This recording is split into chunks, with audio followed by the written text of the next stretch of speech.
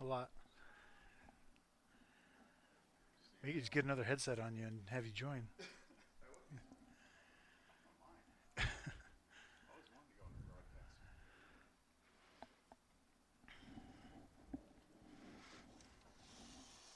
Let's do it. You really want to? Let's do it. Yeah, why not?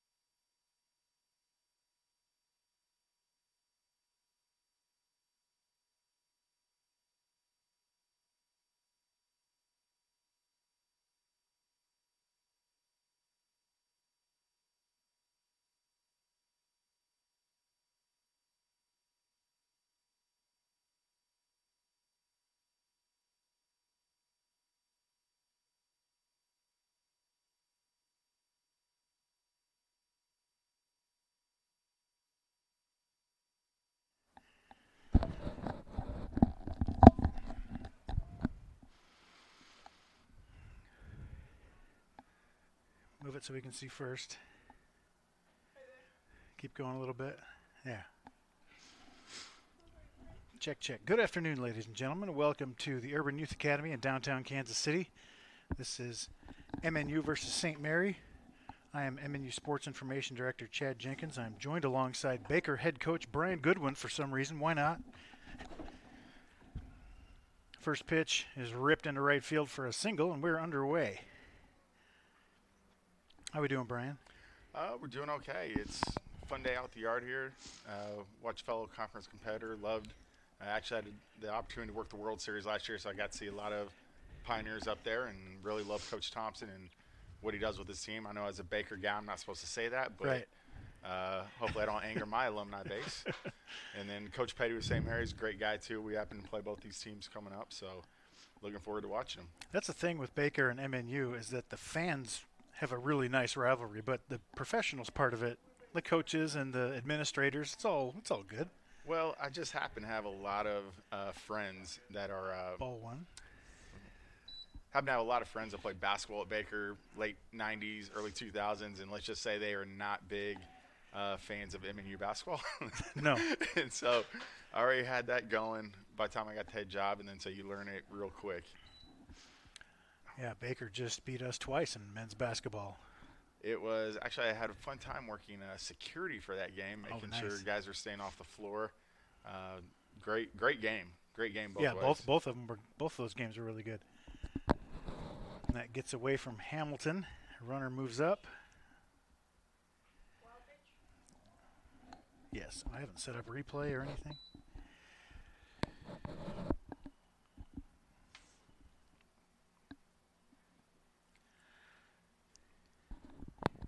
So this hitter for St. Mary is Cordova. McClelland was the one who singled on the first pitch. We've got McClellan. I think it's McClellan. McClellan. Cordova, and then McClellan again. Brought, Roop, Turner, Seifer, Hartig,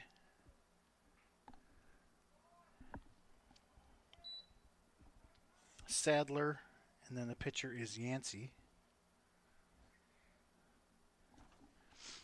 For the Pioneers on defense, Frieders on the mound for the Pioneers. I'm excited to see him. Haven't seen him yet. He's kind of the new addition to the starting staff.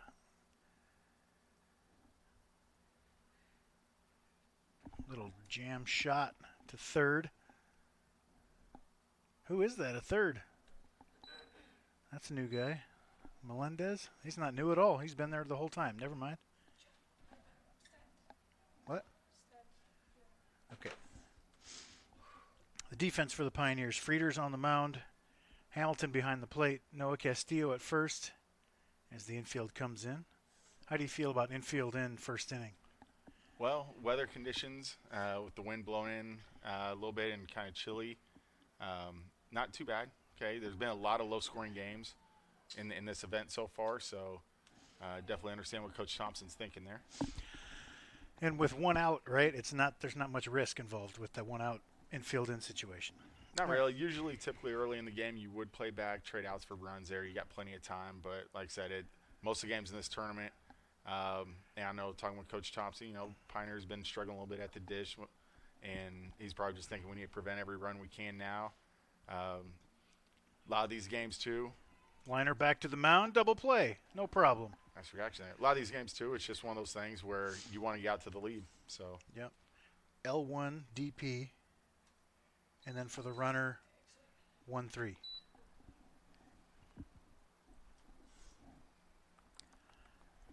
All right. Now, what did you push? So go out. I think it should be right now, right? Yeah, I'm on the Yes, button. you're good. You're good.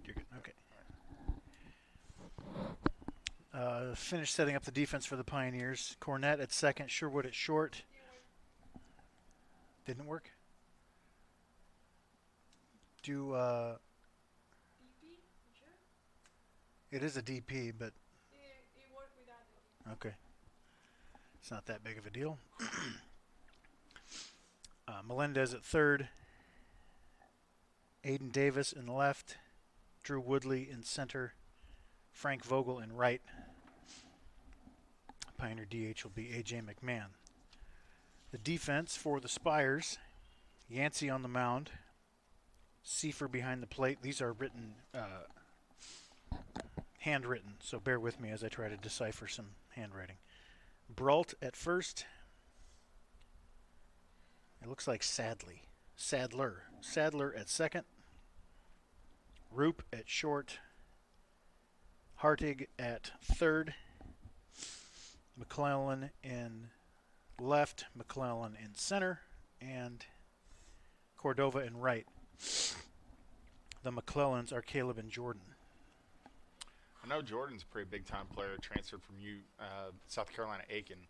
Wow. Last year we'd heard about him possibly transferring back. We just didn't have a need this year in our recruiting class, and his brother obviously happens to be on the team. So You don't need any more studs at Baker? You're all set? right now we can use a lot of them. Okay. The way we've swung it the past couple days.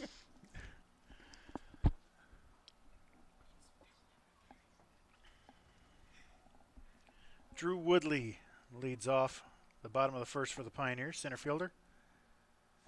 He will face Yancey. First pitch, drills him in the front shoulder. So we were supposed to be on the same field we were Saturday, if you're just joining us. That's the better field with the better view from center, actually, but we did get the camera up there. Anna went out there and switched it at the last minute, and it looks pretty good. It's not elevated like you'd want, but No. Yeah, still cool. The other field's definitely the better field.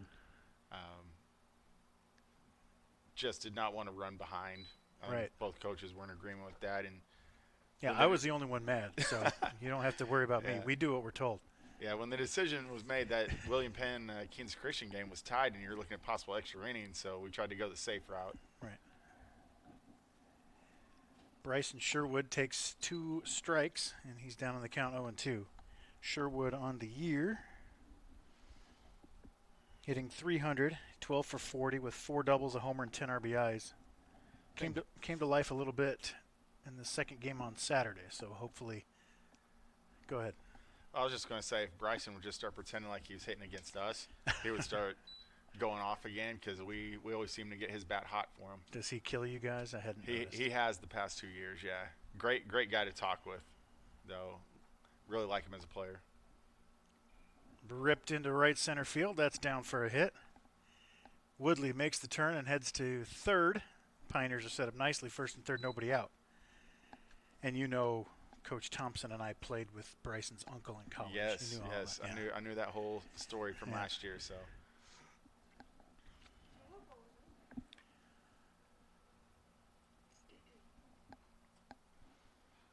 A.J. McMahon, first and third, nobody out. McMahon hitting .235, 8 for 34, but of those 8 hits, 6 for extra bases.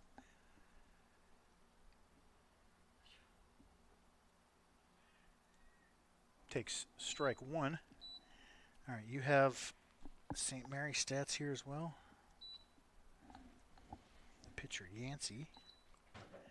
Yancey has pitched 6 innings, struck out 6, allowed 4 hits in the 1 appearance. Does not have a record.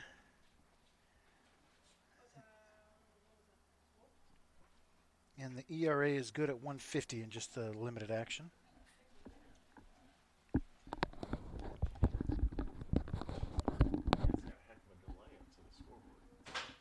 Yeah, we heard about that.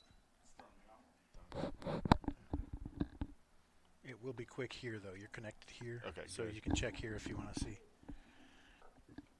I know that's one of the most frustrating things, being Yeah. on the mound, in the box, everything's when you don't have the count right on the scoreboard. Fouled away by McMahon, 2-2. Yeah, because right now the fielders are looking up at the scoreboard. They see 2-1. Now it switches 2-2 when they've.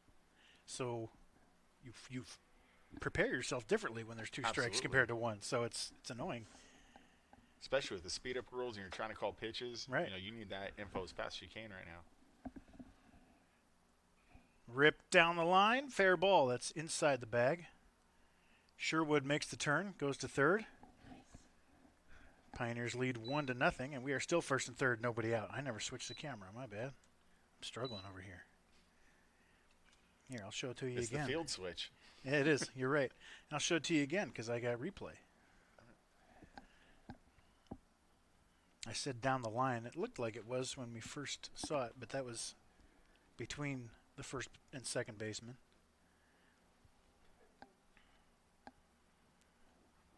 So there you have it.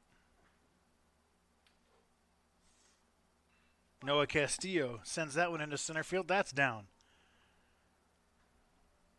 2-0 Pioneers. Still nobody out. First and second now.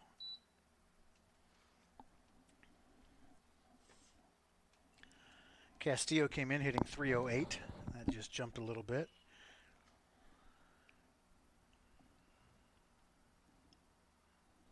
And a visit to the mound.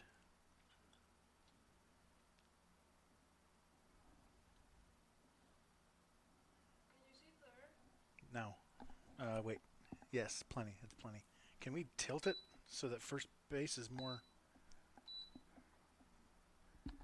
That's fine. Never mind. I'm overproducing over here.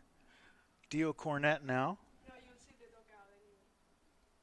Dio struggling, hitting .184 in 12 starts. A couple of doubles, a homer, 9 RBIs. He's as streaky as you'll see, though, so we'll see him snap out of it and go 4 for 5. Or we'll see him bunt and get hit in the face almost. That was exciting. Yeah, he's definitely a guy when he gets hot. He's one of those bats that can carry you in the lineup. And Yeah. You know, just watching and following you guys last year, there you're right. He'll get real streaky at times. He'll go through a funk, but when he snaps out in a big way.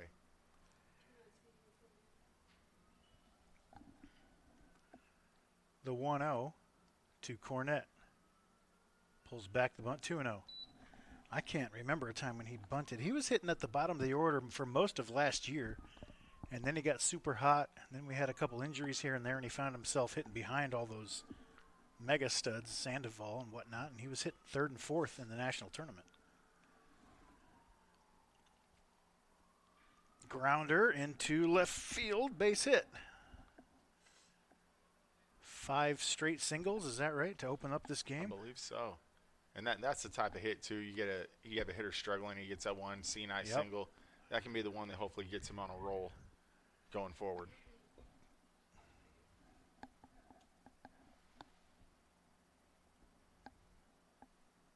And as St. Mary, you're super frustrated. That's a ground ball double play that you're looking for, Absolutely. but nope. You're looking for any way to get that first out right now, and you have something like that find its hole. It's just kind of just kills you a little bit more. Castillo, the worst guy to have on second base with the center field camera. That's into center, down into right field. Another base hit for the Pioneers. 2-run score. 6 straight singles to open the game. Still threatening, still nobody out. This definitely was not what Coach Petty was hoping for St. Mary, but No. lot of looks like Yancey's just leaving a lot of stuff up in the zone right now too. MNU's getting some decent hacks on it. Bryson Hamilton now.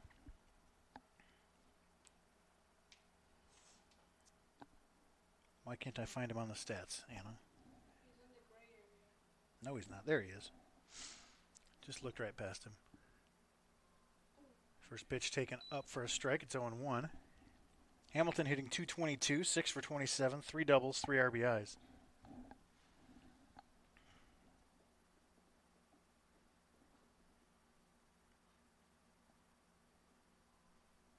Really?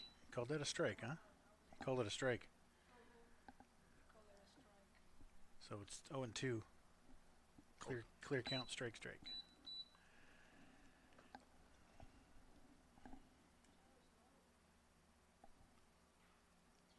Where is it? A little chopper to third. That'll get a run in. But finally an out for the Spires. No, just a ground out to third with an RBI.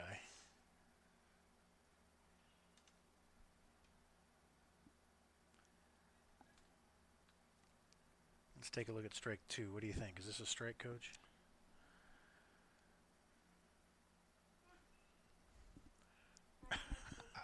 It's late in the day, right? It's a late in the day strike. It's umpire called a strike, so it's a strike. Yeah. What are you going to do? Called strike 1 to Frank Vogel, hitting .206 on the year, 7 for 34, a couple of doubles and an RBI. I am going to change the colors of these scoreboard to be more reflective of reality. All right, USM is wearing navy. Let's give them navy. MNU's wearing baby blue. Something Coach Thompson stole from us. He saw that we busted those out in 2020 and thought they looked good, so Yeah. he technically is copying us. I just want that on the record. You trendsetters over there at Baldwin City. Oh, those are sick. We got to get those. That's into left field. Left fielder's right there, 2 down.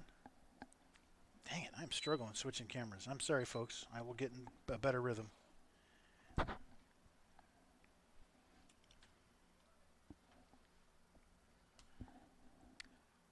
So now this is Aiden Davis, who does not have an at-bat this year. He walked, so he had a plate appearance, but no official at-bat.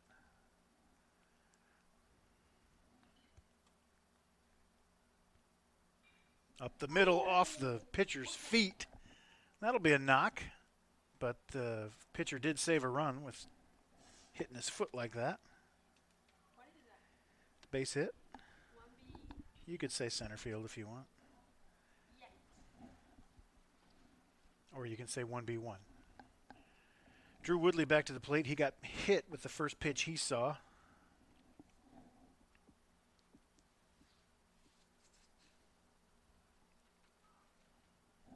Woodley's got some loud shoes on today. What are those? Is that yellow?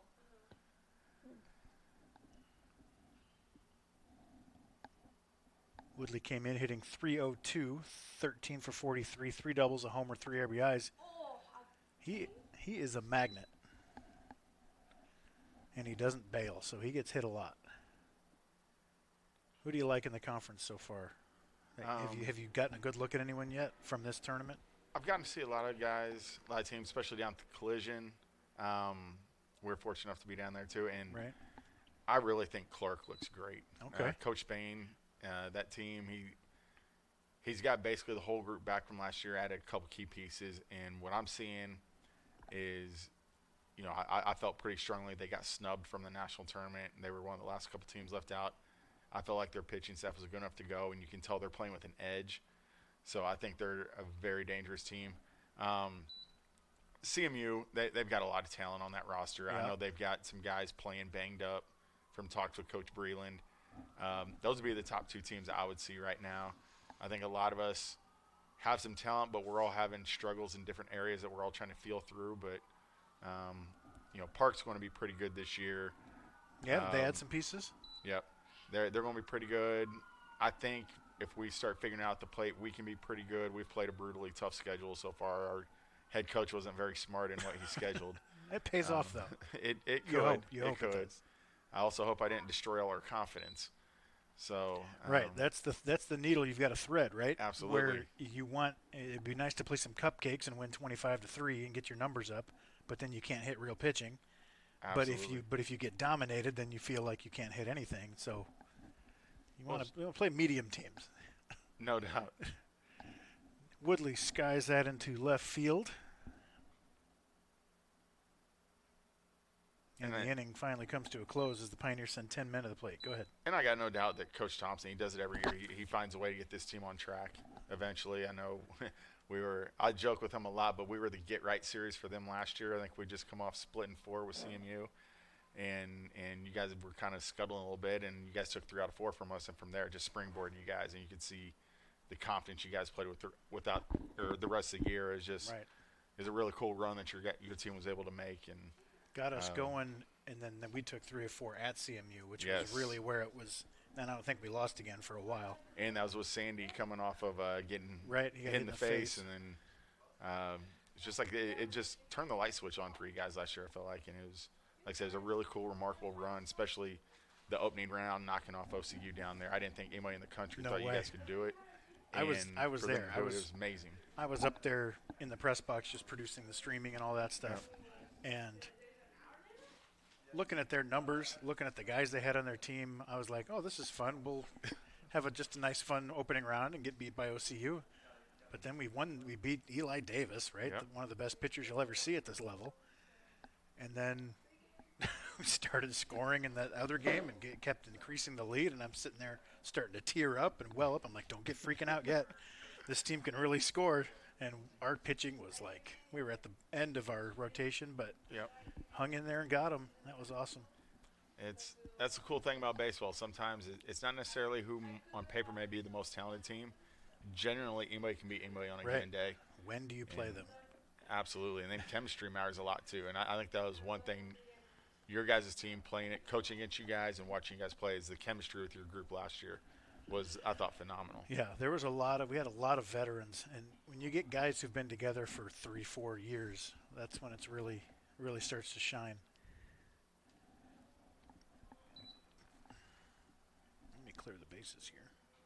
Top of the second.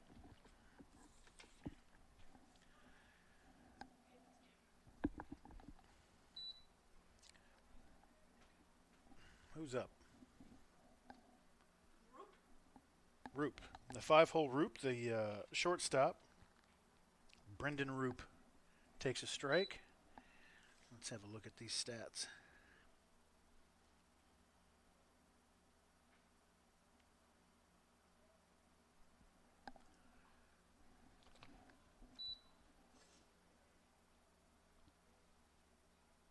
Can't I just get a season box?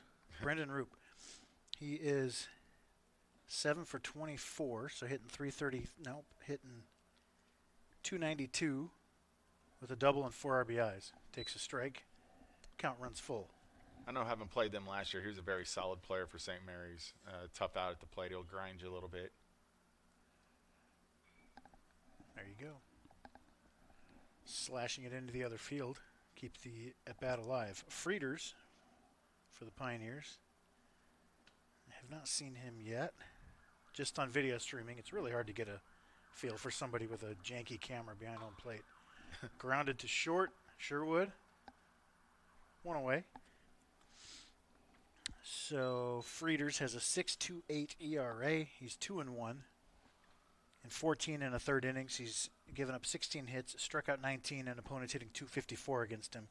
got a bloated ERA. I think just one of those games got away from him so far. And these early season ERAs don't really mean anything. Called strike one to Turner, the DH.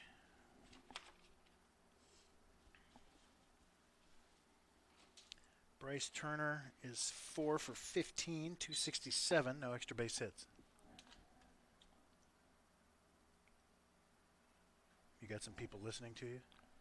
You I text was everybody? actually trying to get the stats too. Oh. Waved at and missed. Good slider from Frieders gets Turner, and there are 2 down. Like, you got to text your mom, right? Like, hey, listen to my broadcast debut. I was trying to think. MNUsports.com.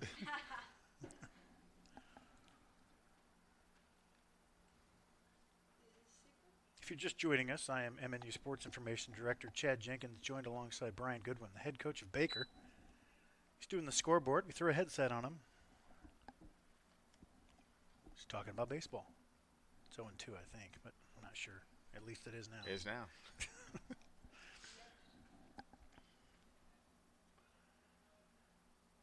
Frieder's working very quickly. He's really speeding up St. Mary. They've already called time on him at least once.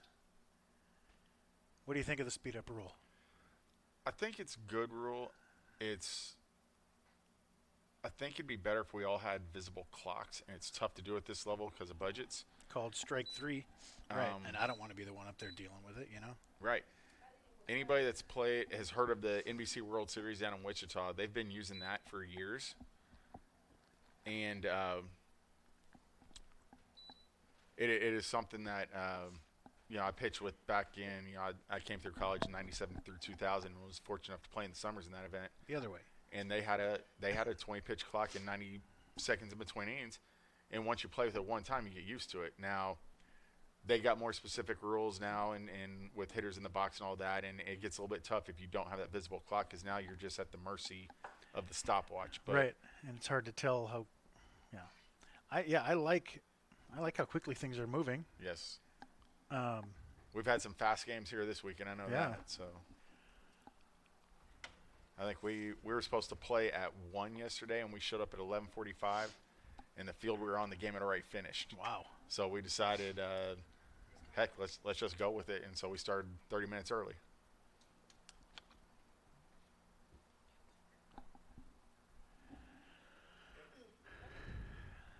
The thing is, they're trying to speed up the game in the big leagues, right? Yep. That desperately needs to be sped up. It does. It does, but do you think the casual fan cares about that extra 25 minutes? I do in one respect. Okay, so I think I heard it on the radio today, and they were talking about there was a game where it was a spring training game that was, I think the score was 10-8, and there was combined 14 walks and 16 strikeouts. Right. So you had a lot of runs, a lot of walks, a lot of Ks, and they played it in 3 hours and 10 minutes, where normally that would have been a 4-hour game in past years. So if you can play that type of game and that type of pace, I think it makes a lot of sense. And there is, me personally, I'm getting up there in age a little bit now. I don't understand why a guy needs 30 seconds in between each pitch as a hitter right out of the box. Right. Let's go.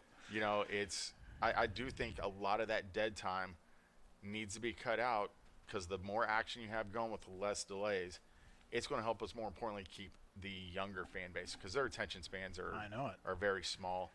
And you can learn so much by watching. A lot of people don't like to watch baseball because of how slow it goes. Right. New pitcher? New pitcher 32. Sherwood takes a strike up in the zone.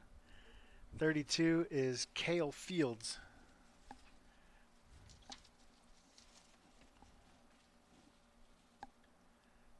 Sherwood swings through that one. He singled his first time up. Where do I see the pitching stats, Anna? Oh, there we go. Cale Fields has pitched 8 innings. There's a little dribbler in front of the plate. And Sherwood beats it out for a single. I didn't even see that. What happened? Did he swing at that? He must have. Yeah, just a little nubber. Just happened to get in a spot where he gave him enough time to beat it out. Kind of stuck in there between the pitcher and the catcher. Nobody could really get to it quick enough. The catcher overran it, had some backspin on it. He'll take it. 2 for 2. Base hit to the catcher. McMahon takes ball 1. All right, so Cale Fields has thrown 8 innings. He's given up 10 hits, struck out 9. He's 1-0 with a 2.70 ERA. Nope, that's the other guy. A 5.62 ERA.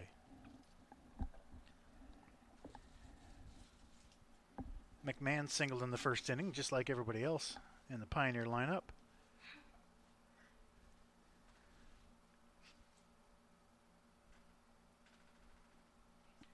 Laid on that heater, and it's 1-2.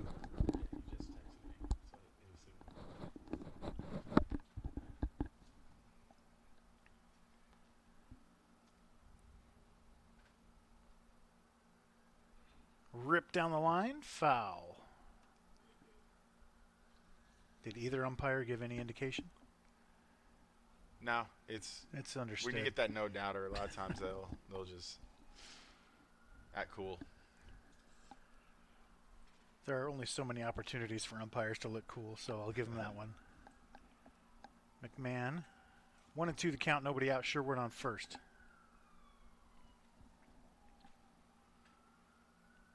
That's hammered into deep right field. And that is out of the yard. 2-run homer, A.J. McMahon. That sounds really awkward with no crowd or no.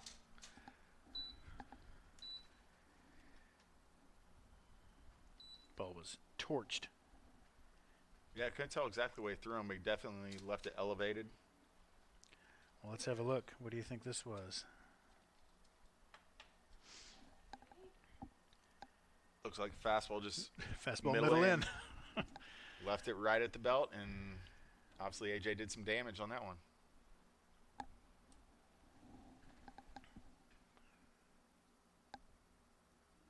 Noah Castillo now takes ball 1.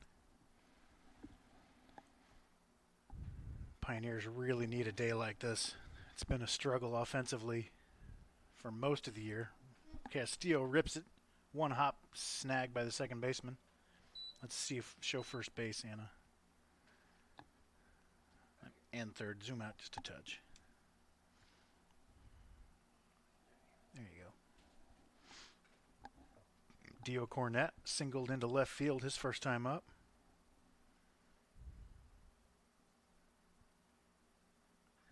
That's drilled into center field. Center fielder back near the track. He chases it down. That was McClellan out there in center field with a nice catch. 2 down. Good piece of hitting from Dio, though. Yeah, kind of like we talked about before, that C&I single he got before. You know, gets started first pitch off speed right there, but he's right on it and drives that ball up the middle. If he stays with that approach, he's going to bust out real soon. Yeah, he looked like he was in rhythm, on time, stayed through it. Yes, it's an offer, but feeling good on that one. This is Javier Melendez. Fouls that one away, 0-1.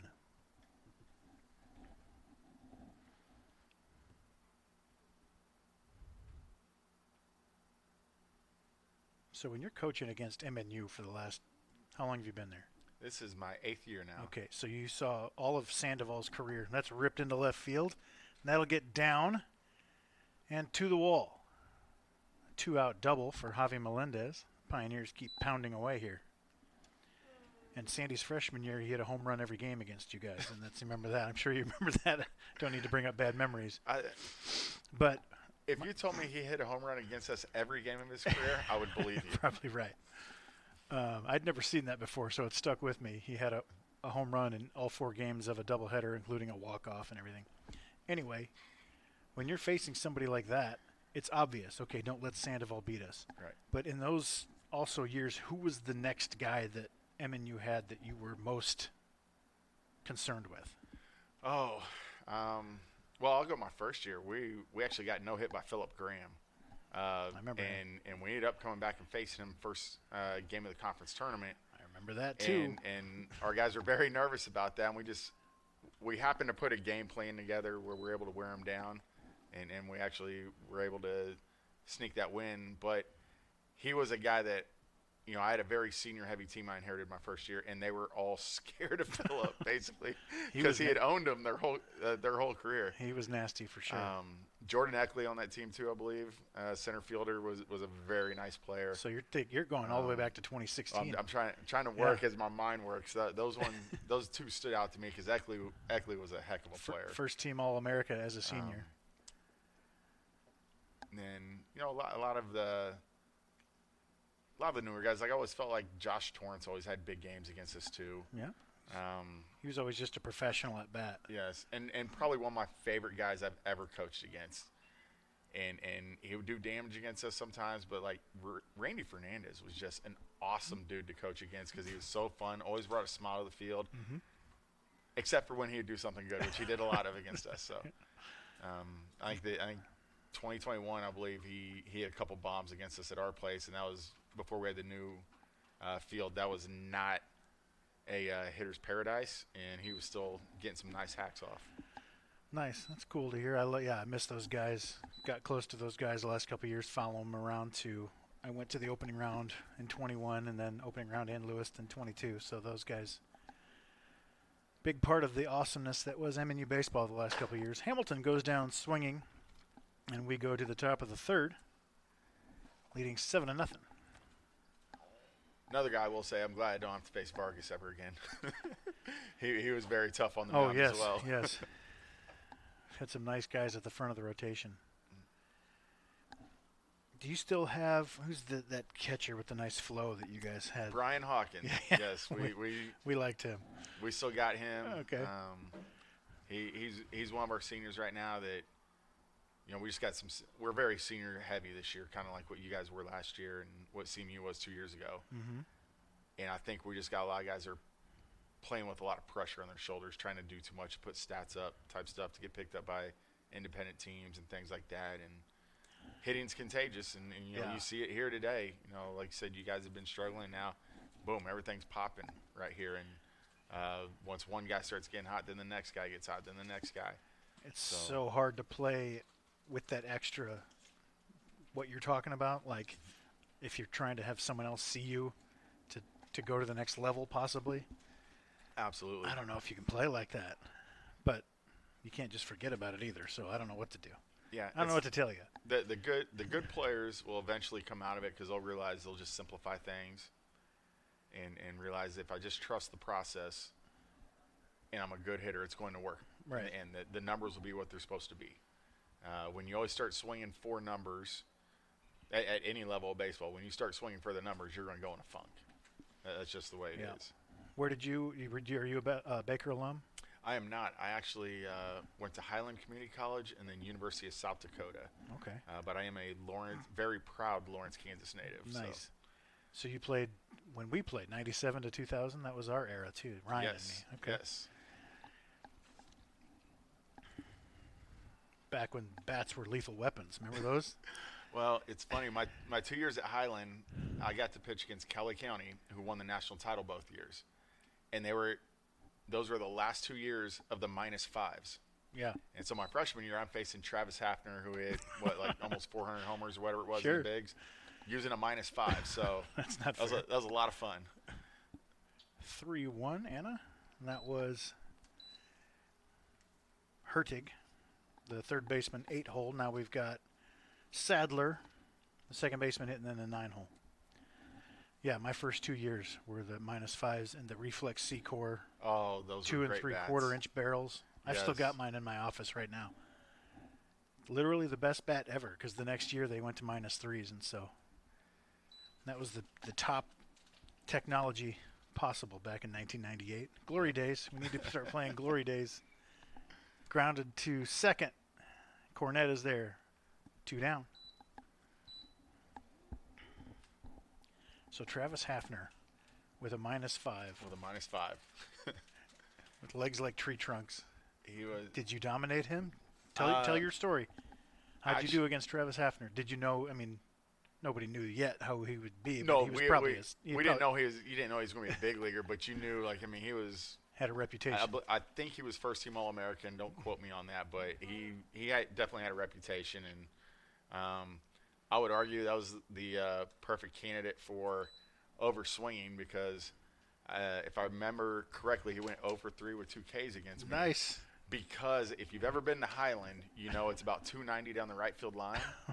And you could tell he was trying to put one on the football field. Right. He was just getting really big, and I got lucky with a couple pitches.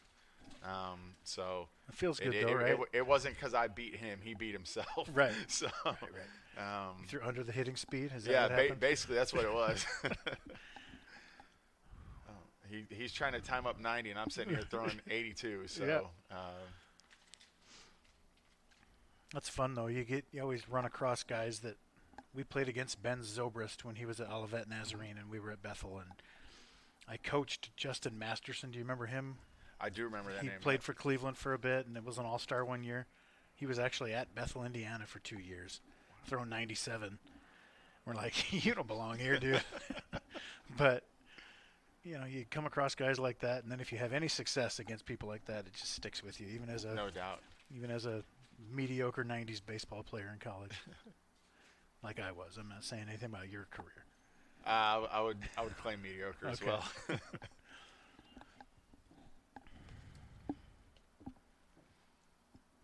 Like my biggest claim to fame was hitting a home run off Coach Thompson in inter-squad ball and fall ball, because he was untouchable and I had no chance, but I got him once, and I always remember that. Frank Vogel. Grounded towards second. Handled by Sadler. Don't say anything, Anna. I have to go in 5 minutes. Oh, I thought you almost said this game's going by quick. I thought you almost said that.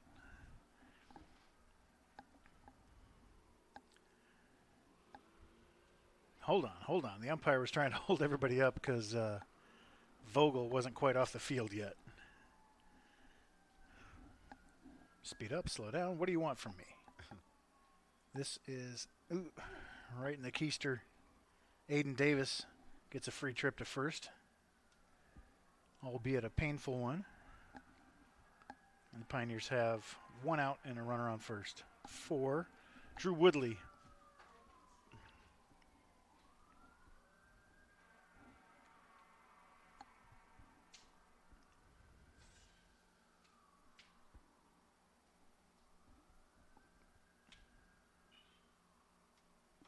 First pitch misses away to Woodley, 1-0.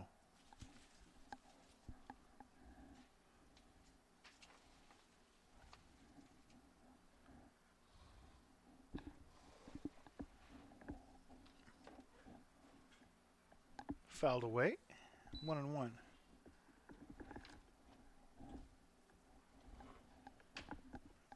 I'll take the computer, I can do it.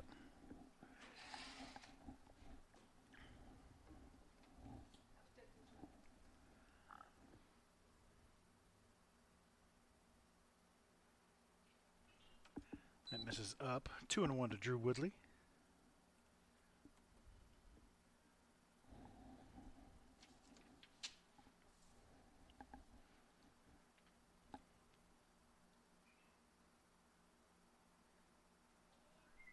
That misses up and in 3-1. Really trying to stay in on Woodley here for some reason. Yeah, what's your scouting report on Drew Woodley so we can tell him what to look for against Baker? Well, that's what I'm trying to get right now. That's the whole point of me when Right. I came out to watch this game. Runner goes. Woodley into right field. Guy's going to have to get back. Michael. He's got plenty of time. I think our plan with Woodley will be just throw the ball down the middle and pray he gets himself out. Hope he hits at somebody. All right. He'll be looking for those. Can't give you too much else. I'll be sure to relay that to him.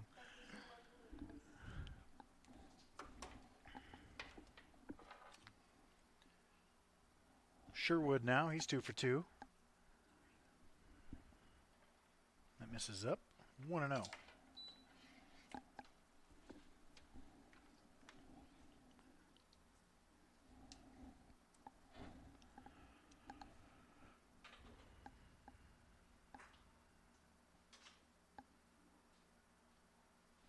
Down and away, 2-0.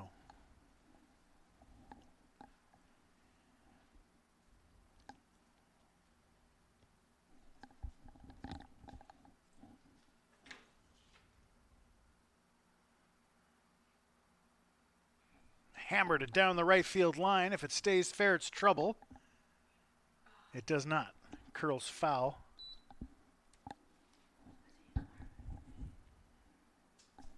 See ya. Thank you. Another great swing there by Bryson. He always does a great job of staying short, getting the barrel through the zone. You know, for no bigger than he is, he really has a lot of pop in that bat. Yeah, he's a tough out. Doesn't swing at bad pitches. The 2-1 always works deep. Always works deep counts. Easy for me to say. Draws a lot of walks. Another guy that doesn't bail, so he'll get his share of HBPs as well. The 3-1. Ripped into center field. He's 3 for 3. That's going to split the gap. Michael, they're going to send him home. They got a shot at him, but they were not ready for that. RBI double for Bryson Sherwood, and it is 8-0. Sherwood's 3 for 3. Swinging it really nicely lately. Looks like he's just really keeping things simplified. You know, I got to see a little bit of you guys down at the collision. You know, I think he kind of got caught at a few at-bats I saw. Getting probably a little bit bigger instead of just trusting what he did a lot last year. But swings I've seen today from him look just like he's picking up where he left off last year. Yeah, in 21 he had a monster season. In 22 he picked up the power numbers a little bit, but the average suffered. So trying to figure out exactly what kind of hitter he's going to be. Just gave the peace sign to A.J. McMahon. Is that a breaking ball? Are we stealing signs?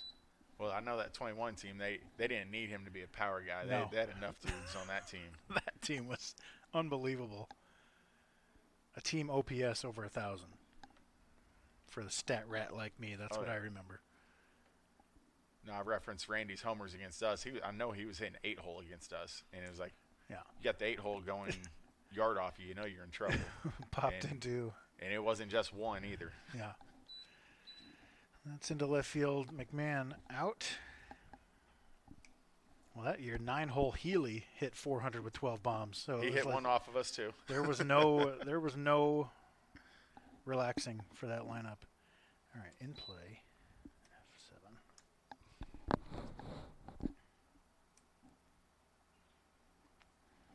F7. 8-0 Pioneers. We move to the 4th.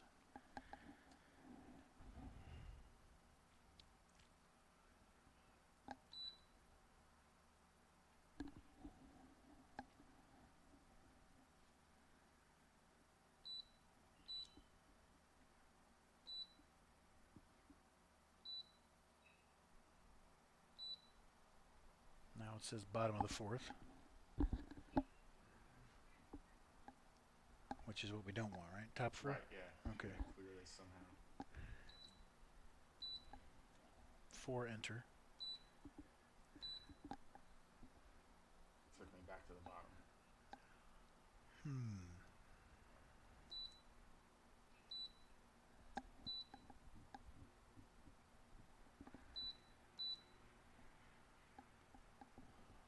Now it says bottom 3, so then do out, out, out. Top 4, you fixed it. I hope this works. Yeah. There's still a 0 up there, but we'll figure it out. Cordova. The 2-hole. McClellan and Brault due up for the Spires.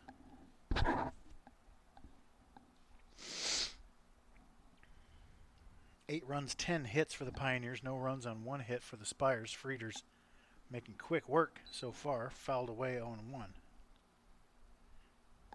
Freighters has definitely done a nice job attacking the zone today, not getting behind hitters.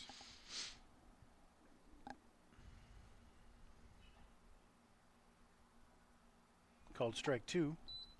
Did you see him at the collision? Did you get a good look at him? I only got to see him on video. So were you? I did not remember seeing him. The big game I watched was Texas Wesleyan. That was more because we were headed down to see them the following weekend. I know it was another one of your new guys that pitched that game. Can't think of his name off the top of my head. Started, yeah. He had real nice stuff, and he just kind of lost his control. Lefty? No, it was righty, I believe.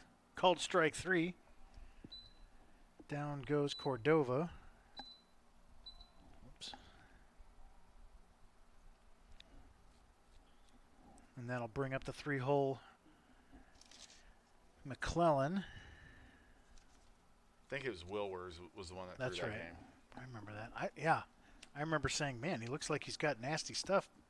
I think he had some walks or something, some problems there. He had some control issues in the middle innings, and they had a couple CNI hits, and then one thing led to another, and a big inning happened. Yeah, I haven't seen him yet either. I like him. Got a few new guys. Ryan was excited about the pitching staff this year. As deep as we were last year, he thought we might be even deeper this year. Well, and just watching box scores from what he's doing so far, I know with guys like Helen and Hurtado throwing a lot out of the pen, you guys are going to be really solid should be solid in the bullpen as well with those guys back there. Right. Hurtado started a lot last year. He threw a heck of a game against us. He was real. Yeah, he's I got. want to say we only got one run that game. He's a nice pitcher.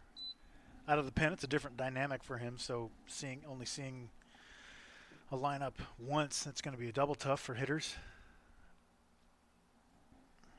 Frieder's working super quick. Full count now.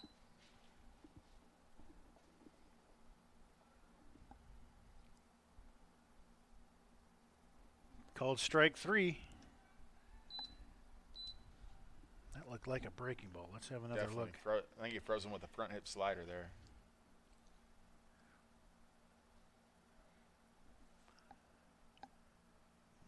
That's right there, yep.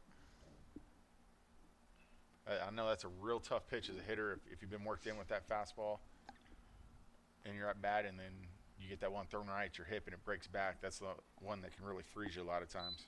That must have barely missed in. 1-0.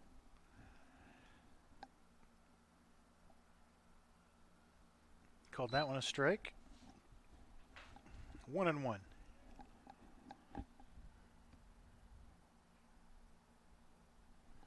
This is down and in.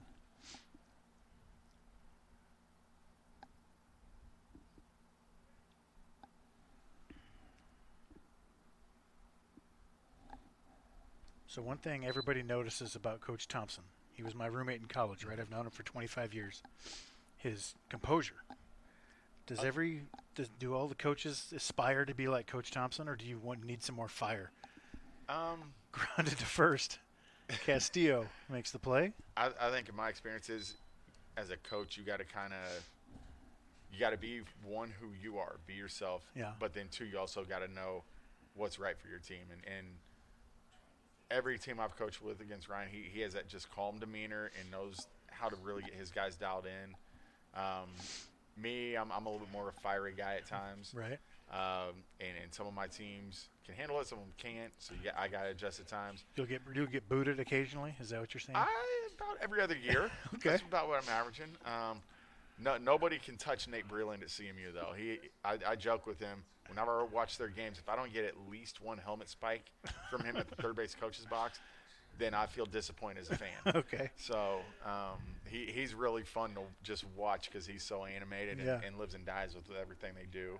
And he has guys that feed off of that a lot of times. So I really think the personality, like I said, two things got to matter as a coach. You got to be yourself and be comfortable with who you are, and you got to be what's right for your team. And Ryan I think a lot of times he happens to get those guys that they really fit his personality, or he has that way of getting the best out of guys. He really does a lot of times. Just to me, I think he's the most consistent guy I've coached against in this conference. Yeah. He always gets the best out of his teams. He's there have been some guys that he'll clash with who are fiery or too much, and he's relatively old school when it comes to bat flips and all that kind of stuff, the showmanship. But he's also started to allow that kind of stuff as the game has kind of changed and the athletes have kind of changed. It's like it's fine if you want to walk a little bit to first. I never thought I'd see that playing with him and coaching with him, but how do you deal with that where the showmanship has gone up, really cranked up the last 5 years? Did you always like it, or did it annoy you? And go ahead. I'm pretty old school. I was raised old school, a lot like that. I don't like, showing up the pitcher. I don't like the bat flips. You were a pitcher But too. I was a pitcher. I never hung out with pitchers though, so I kind of viewed myself as a ball player, because POs are a strange animal. Okay. But pitchers only for those who are wondering. yes. So, but no, it's just one of those things. Like, it's another thing that I've started coming around on it because we are starting to lose people in the country, because everybody, our country now, I'm about to go on a soapbox probably a little bit. Go but, for it. You know, everybody wants the flash. And, Yeah. and if you don't bring a little bit of that flash, if you don't do things that liven the game up to let, guys enjoy it, whether I may not enjoy it, but the young guys may. And if that gets them to keep wanting to play the game and keep being involved in baseball, then I think we got to make certain trade-offs. Yep. And if the game's more exciting that way, and like I said, we can keep fan base and keep growing the game instead of having our fan base dwindle, then I think that's what you got to do. Yeah. And I like all of the antics as long as it's not directed at the pitcher Absolutely. or the pitcher directing it at the hitter. Be excited. That's fine. It's a fun game. You can scream if you want. I've definitely let my guys loosen up on the bench jockeying a little bit more, Yeah. especially when the umpires aren't very good, right, Scott Birch? So we got one of Scott, our, hey, what's best up, man? umpires in our league just joined us in the booth. So That's I gotta ripped into left center field. That's down for a hit for Noah Castillo. He's making the turn. Stays at first. All right. Absolutely. So, no, it's We know the umpire. I know the umpire, Scott. He's the only umpire's name I know. You've been doing it for so long. Love the strike zone that hits the left-handed batter's box. It is what it is. You do you. Did I just make it weird? I just got fired from all the rest of my games.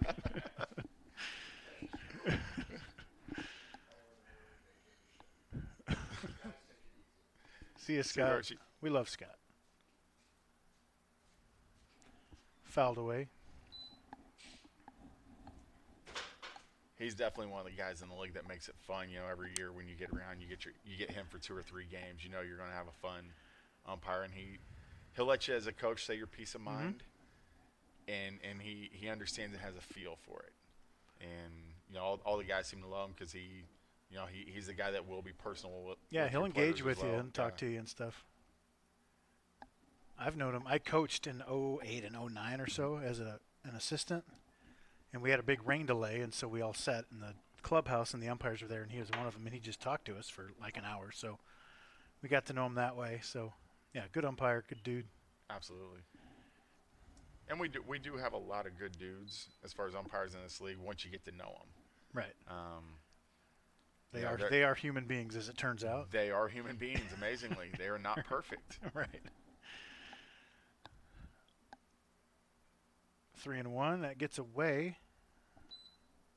And it's ball 4 anyway. Another thing I'll say about Ryan, see if I'm right about this. I've watched baseball my whole life. I've been a huge fan, grown up with the game. I've never seen an umpire change their call because of an argument, right? Except when Ryan Thompson does it. I've got about one a year from him for the last 20 years. The only person I've ever seen change an umpire's mind, and he does it all the time. How does he do it? Witchcraft? I don't know. I want that Have you secret seen it? recipe. Have you seen it? I've seen him do it before. Yeah. The only thing I can think of is Swinging strike for Melendez, he is so calm 99% of the time. right? And even when he goes out, a lot of us, when we come out, I'm as guilty as the next guy. You come out a little hot, and so you get your umpire ramped up as well. Yeah, he's on the defensive. Right. And so, I think it's kind of like with the players. I think he has a way of going out and calmly, not just arguing, but stating the case on why it should be overturned is the best thing I can think of. Yeah. And, I think we all have intentions of going out there trying to tell them why they messed up, but because of the tone we tend to go out there and how ramped up we are, we're not able to get our point across like him. He'll go up to the first, let's say close play at first. He's out, and Ryan's like, I think he was safe. I'm going to walk out there, and he'll talk to the umpire and he goes, what'd you see? Popped up, shallow, and foul. But he'll say, what'd you see there, Scott? And, well, Ryan, I had him catching it before the foot got there. And he goes, I really think he was safe. Do you think you can ask your home plate guy what he saw and see if he had him on the base or off the base, whatever? All right, sure, I'll go do that. And then they talk about it, and the home plate guy says, yeah, he was safe. It was pretty clear. All right, safe. We'll call overturn, and then you come flying out of the dugout. Matter of fact, I think it was 2021. I used one of my tosses against you guys. Okay. So on trying to remember the call. I remember the umpire. I'm not going to At your say place? his name here. It was at our place. Okay, I wouldn't have been there. But Did Ryan overturn a call and you get run? Or was it just no, a normal this call? this was a normal. This call was missed, Right? and I definitely let my feelings be known. It's hard not to, man. You get jazzed up. Oh, it is, and you know we were a team that year. You know we were having to fight for every win, and Right. you know we're playing. You know that 2021 team you guys had was loaded, and Yeah, it was. That was hard to win. I think if I remember right, it was game 4 of the weekend too. So we'd already lost the first 3. Called strike 3, kind of a nonchalant call by the umpire. Confused me. What do you mean? What are you talking about? Oh no. Presto's freaking out. I'm gonna try to keep my mouth shut about Presto. Don't. You can all you want, man. I can't stand it. I have to use it.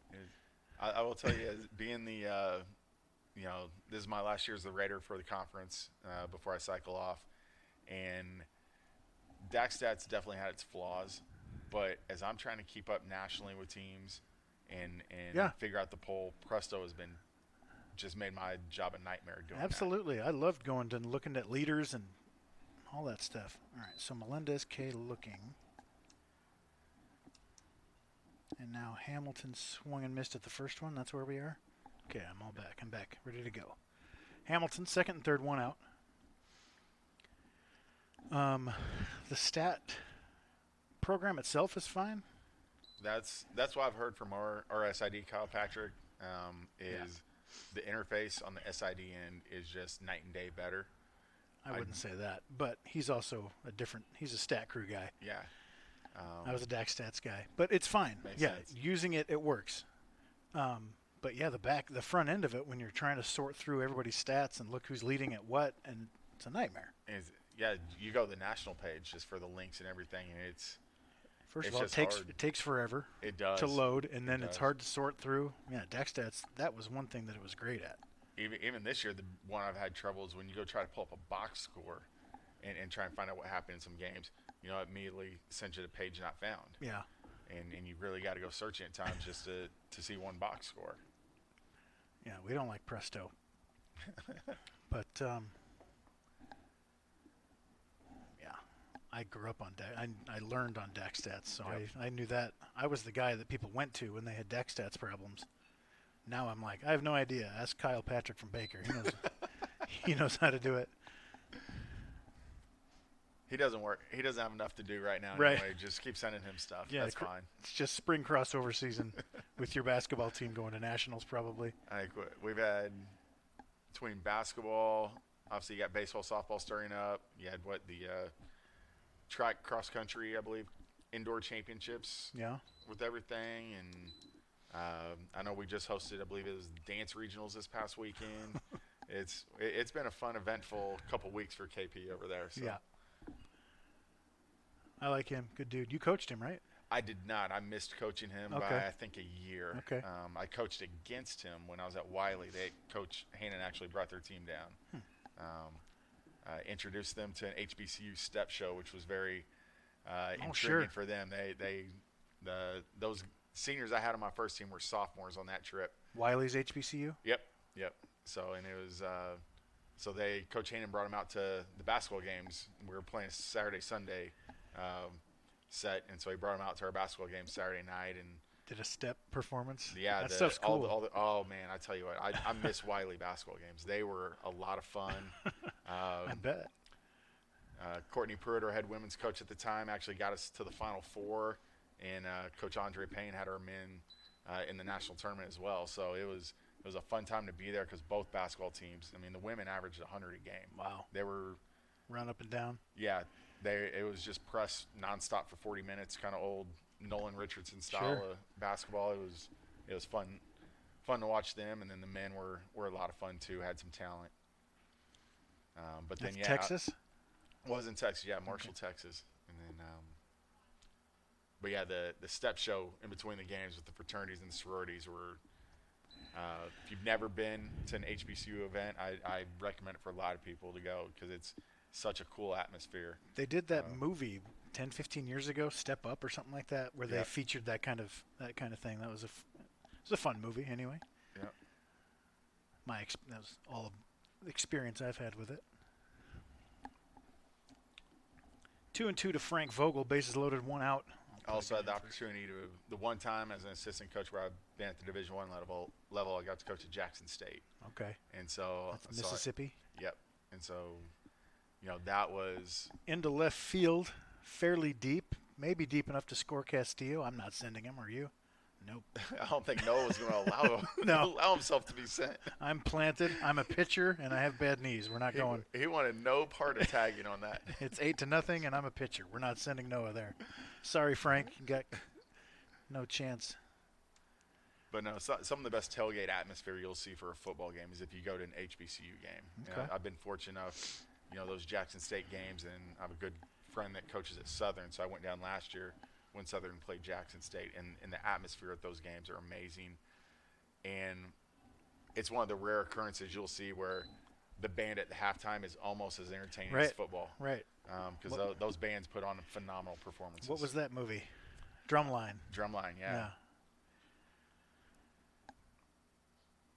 Called strike 2 to Aiden Davis. Joey Calamayo, courtesy running at first to reset here. Got Cornett at second, Castillo at third. That misses up 1-2 to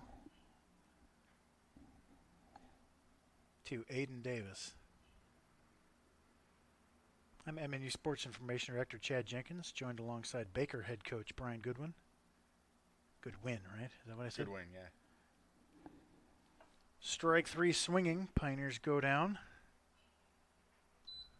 Scoreless for the first time today.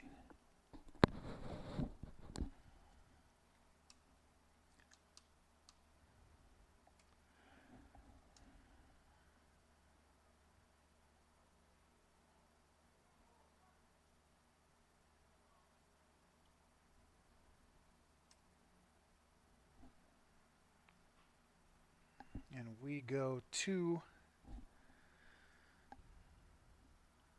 top of the fifth. Pioneers up 8-0. There's still no run rule in this tournament, right? No, NAI level, we can't do run rule in 7 inning games, so we're going to have to grind this one out. Got to get to 10 anyway. I'm just saying. Okay. Did I say Brian? Yeah. I wasn't going to correct you on there. You can correct me. It's fine. I got no pride. Ryan Goodwin. Same as Ryan Thompson. It's the Ryan and Ryan show. I'll remember that now.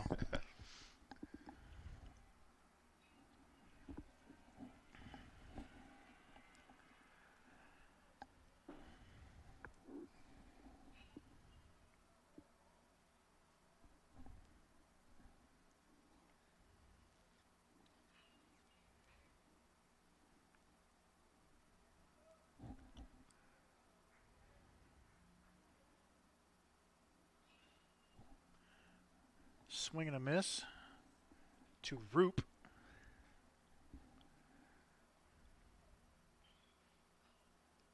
And it's 0-1. Checks that one up. It's 1-1.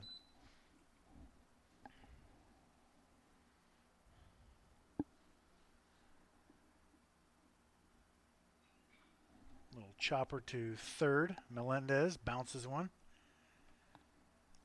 You know what? I think they might be doing that to keep it out of the sun. Could be. See that? Look at the shadows. Yeah.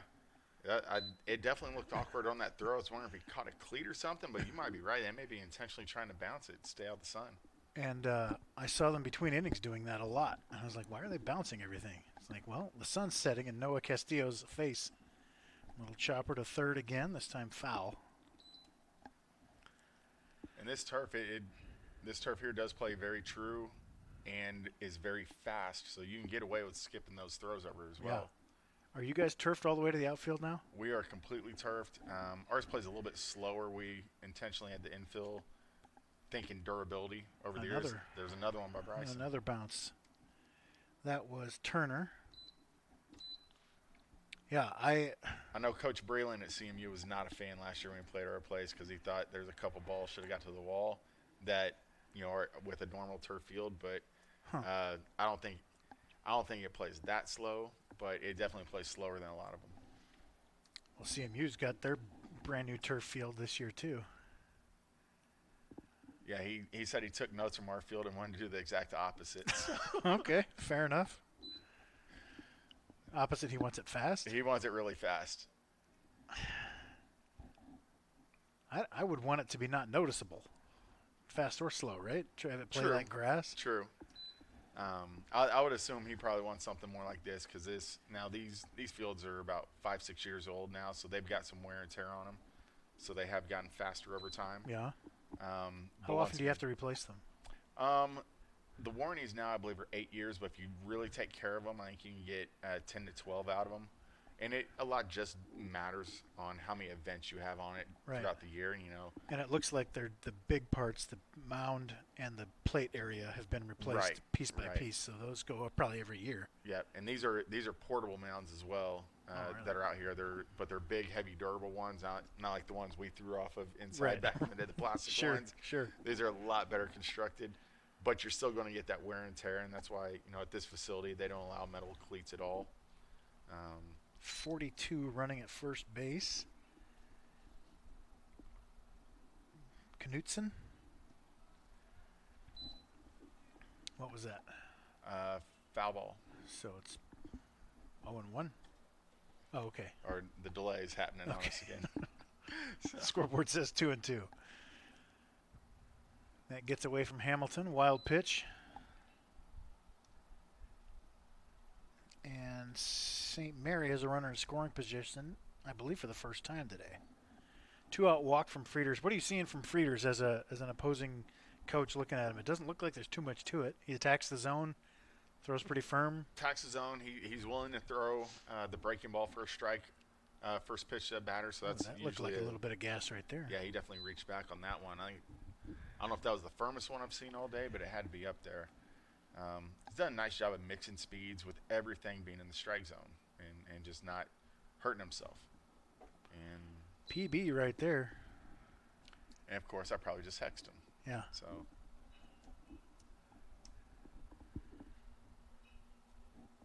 I was a catcher. I don't like giving passed balls, but when they're obvious, I got to give one.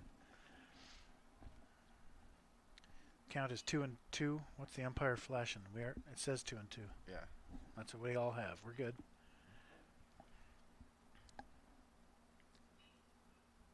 Breaking ball. Barely stays alive, does Hardig. I think the other thing he's done well is he's shown two different breaking balls. I feel like I don't know if he's done that intentionally or not. It looks kind of like a definitely right there that looked like a slider, and he also has thrown a curveball, which right there I think just got away. Spiked that one, gets away from Hamilton, and Knutson makes his way all the way around the bases freely, and there's a run. Not earned just yet. We will see how that plays out. Ball 4. So 2-out walks. Frieders showing the ever so slight struggle right now. Right when we start talking about him. It's your fault. I'll take that one. Yeah.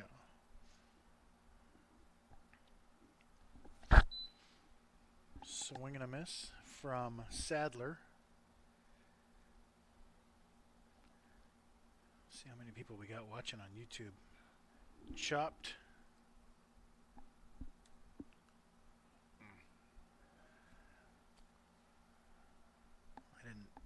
Couldn't see that. Hold on. Didn't look like anybody saw that very well. No, it kind of looked like just routine chopper. It looked like that maybe a bit of a short hop. Plus Noah probably had that sun in his eyes over there. Looked like definitely an awkward pick motion that he Yeah, had he with wasn't it. comfortable with it. I'm going to call that a base hit. Am I crazy? I would probably give it a base hit, yeah. It was going to be a tough play It coming makes in. that other run Yeah. earned now, which is where it gets iffy. Oh, you know how pitchers feel about that. Yeah. But he was the one spiking the balls in the dirt, so I don't know. And I do believe the runner that scored got on because of a walk as well. Yes. So All right, called looking 0-1. Here we go.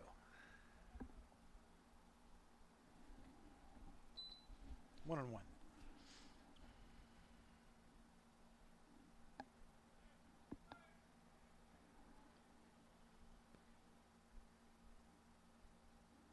Why aren't I live on YouTube right now?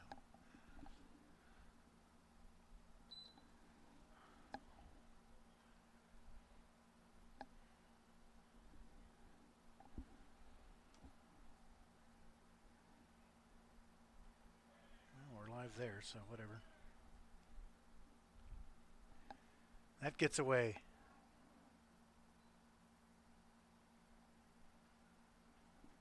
That was a PB, right? That was just up and in. yeah, usually when you get crossed up, it's with the runner at second. You had first and third right there, but it definitely um, looked like the reaction of your catcher. They got crossed up. I don't know. It was a weird, once again, a weird way he reacted to that pitch.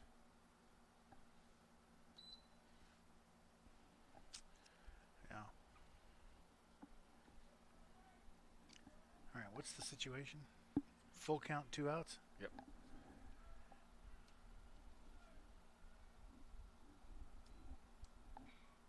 And that's up the middle. Dio, no chance. Base hit, first and third now.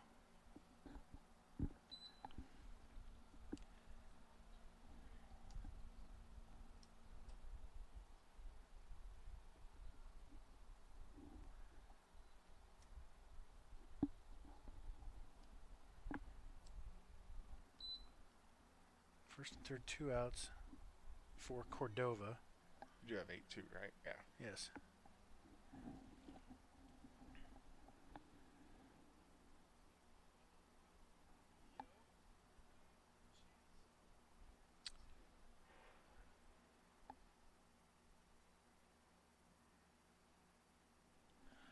We were never on YouTube. Huh. We were on the Heart Network, so that, I mean, we were there, but I wonder what I did wrong.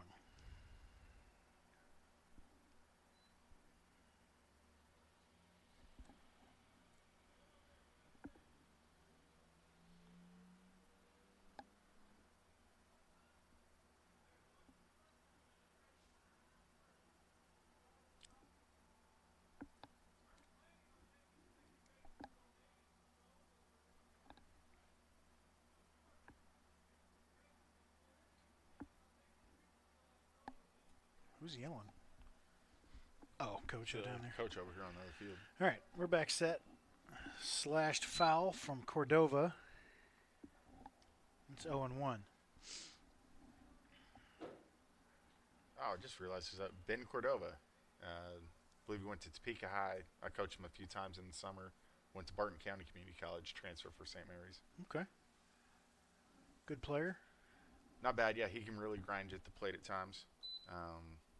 Short, compact swing. It does have a little pop for his size. Didn't play a whole ton out Barton just because they were really loaded the past couple of years, but good solid player. Runner goes.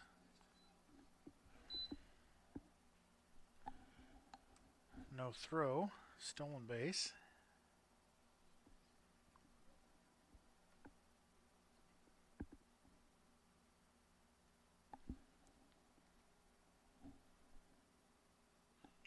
Chopped foul again.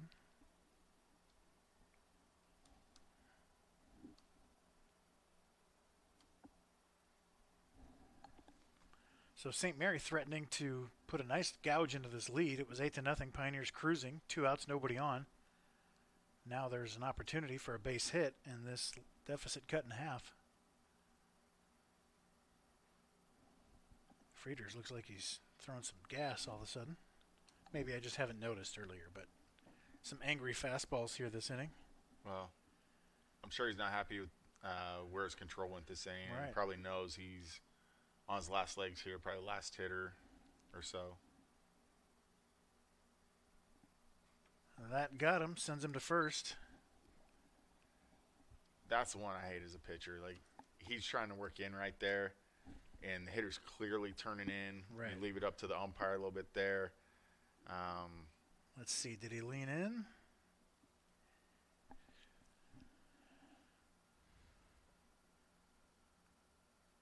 He's definitely rotating over. That's the one you're supposed to hold the guy in the box for. Really? Yeah. It didn't look like he moved forward, though. He just kind of rotated. But He rotated. what's the rule now? That's part of the sell job Ben did as the hitter right there.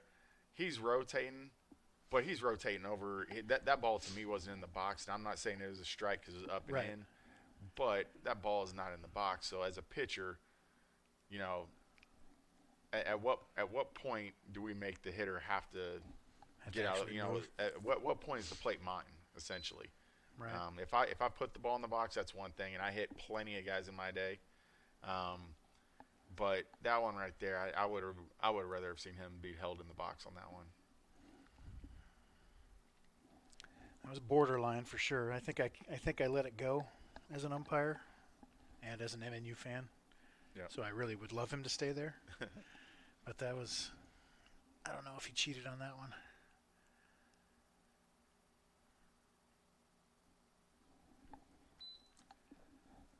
Man, now McClellan to the plate. This is the 3-hole. Do you buy into 3-hole isn't where you put your best guy anymore? I do. Is it 2-hole? Is that pretty much, or even 4? I think it really gets down to what's the construction of your team, and I'll go back to I believe it was the 2021 Benedictine team.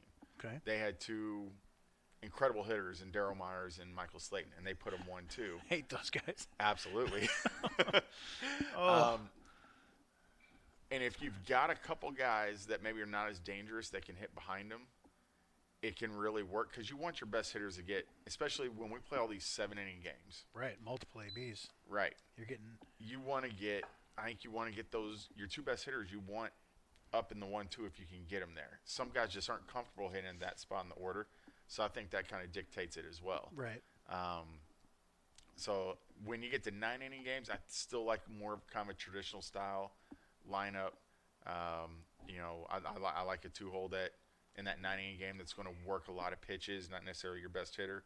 But in these 7-inning games, I've definitely come around from seeing what other teams have done. I know Coach Breland's done it in the past with some of his best hitters.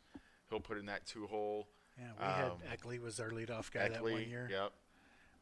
We've never done top 2 hitters or 1 and 2, but Yep. we've definitely done best guy at number 1. Clayton Brandt was like that. Eckley. You're not going to hit Sandoval leadoff, but there are some people who believe that you should, you know, with all the on base. But Yes. we had enough guys to where you can be more traditional with that team. But yeah, I like that 2-hole being what the 3-hole used to be. Just interesting. And I think you almost I lean to it more now too with when we play 7 games, just because you don't, you know, you risk that chance of that guy not, you know, Right. we want him coming up sooner, you know, if he's your best hitter. And what Let's did we try to just get see him in the to- big leagues? Aaron Judge and Kyle Yep. Schwarber hitting leadoff. Like, Yep. it's a completely different mindset. If you're not going to steal and bunt anyway anymore, which seems like it's pretty much Right, gone, then right. you don't need Ricky Henderson at the top anymore.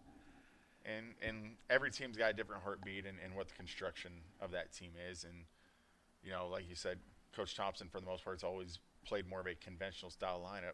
He's been fortunate enough to recruit in a conventional style lineup Yeah, that yeah. fits what he wants to do as well. So that's a big part of it. New pitcher Velasquez on the mound for the Spires. He's going to face the top of the order, Drew Woodley. Takes ball 1.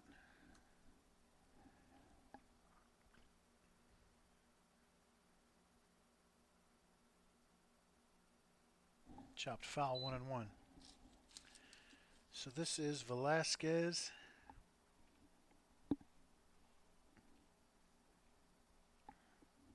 I don't have him in the stats, so either I'm not looking in the right spot or this is his first appearance. Down and in, 2-1.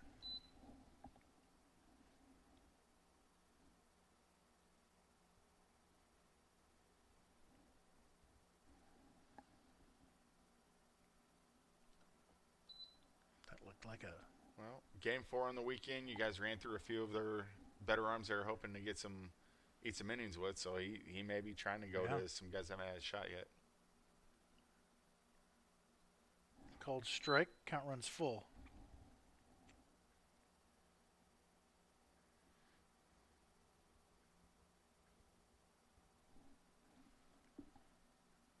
Grounded towards short. 1 out. Boy, yeah, the first basemen are not comfortable right now. No, not at all. And that's the catch-22 of the two fields here. You know, each field Right. has its issues. So on this field that we're on, this time of day, that sun coming down is going to be tough for first baseman. Whereas if we were on the bigger field, haven't played here before, Center field. any fly ball to center field can be an adventure. Bryson Sherwood now, 3 for 3.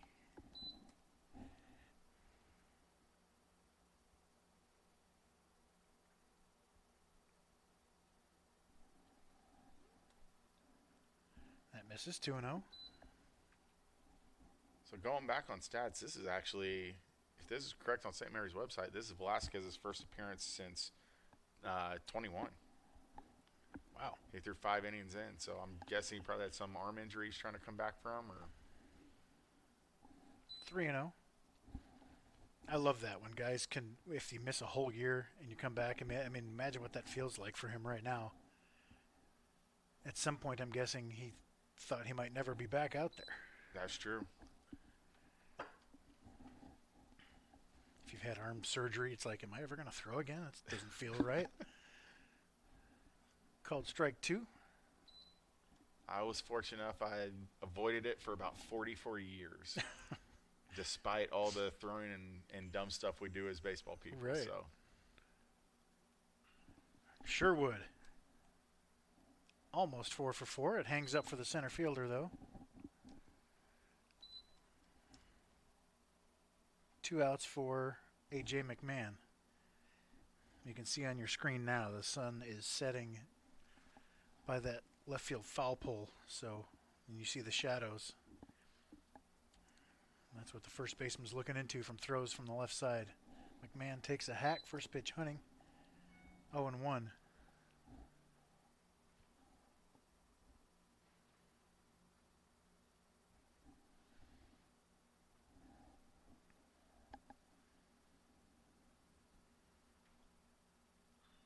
Chop towards first, foul.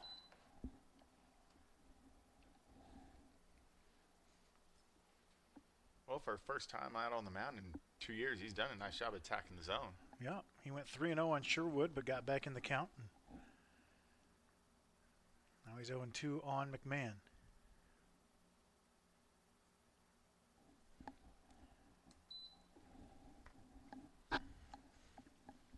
I get about one prediction call correct per season. This ball's leaving the yard right here. Oh, he had the hack. He had the hack. Dang, AJ, gotta come through for me there. That was the pitch. That was definitely the definition, not getting cheated. No, that was a hanging breaker on 1 and 2.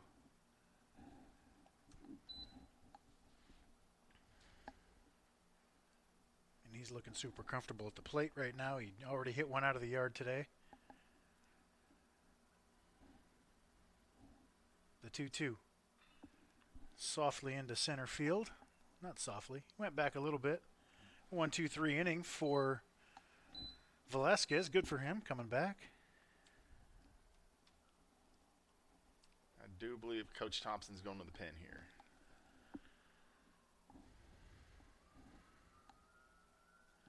Frieders was awesome through 4 innings, solid through 5. 5th inning got away from him a little bit. And this is Helland.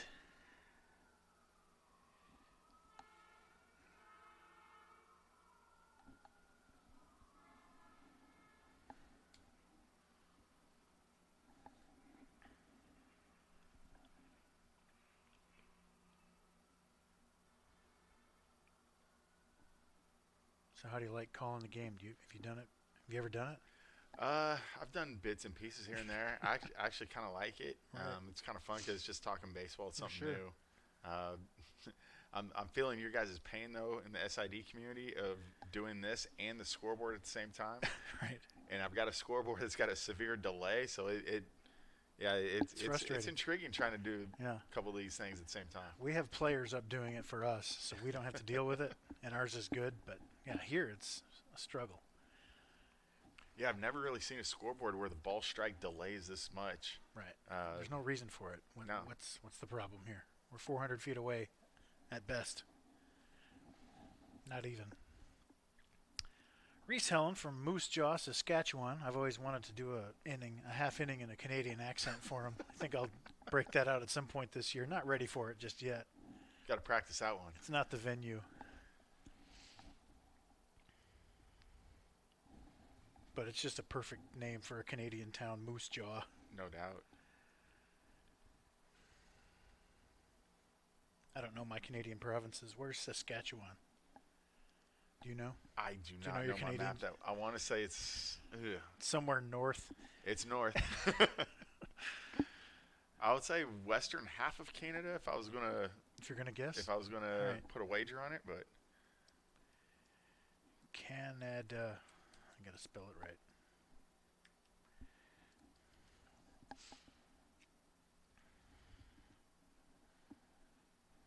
Saskatchewan is straight north of Kansas.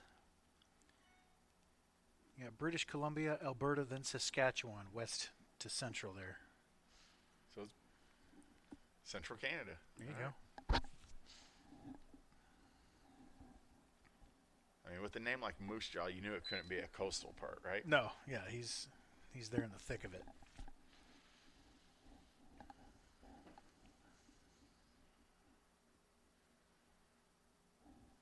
Reese is funny.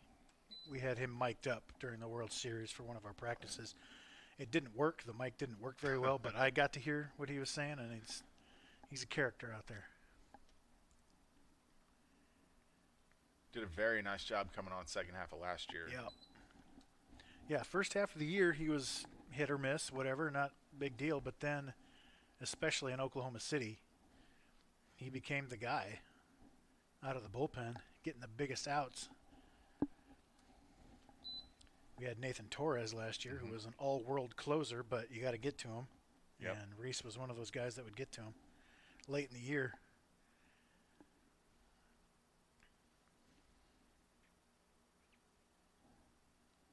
The 2-2.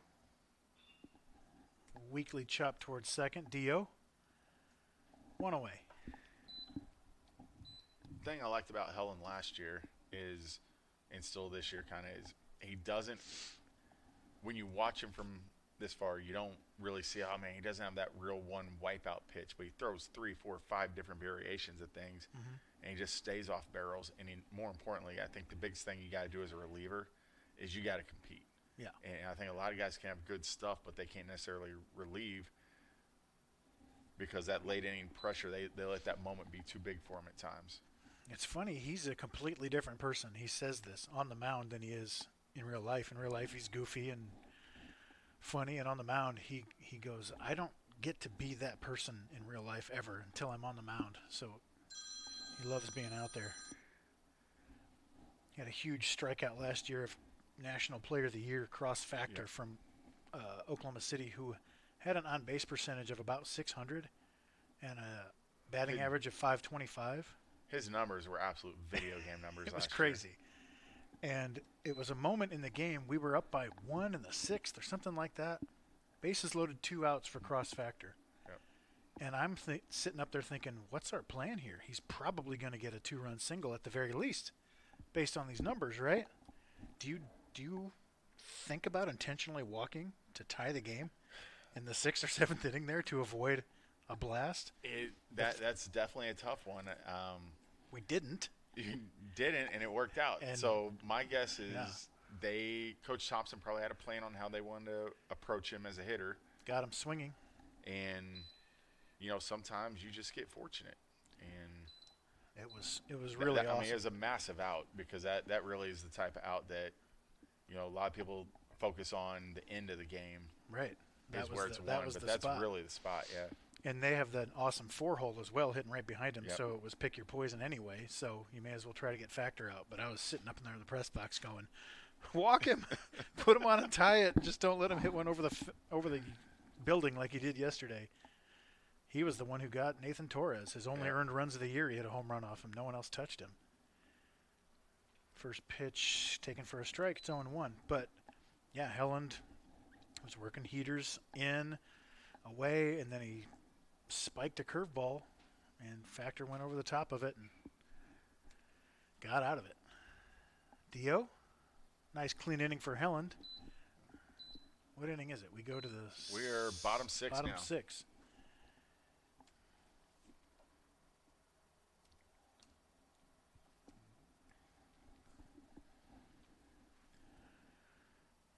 Don't see too much action, so I'd imagine it would be Helen's game to finish as well.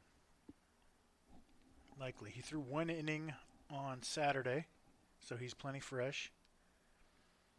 It's just a matter of, do you want Hurtado to get another inning this week or whatever? I don't know what we got coming up this weekend.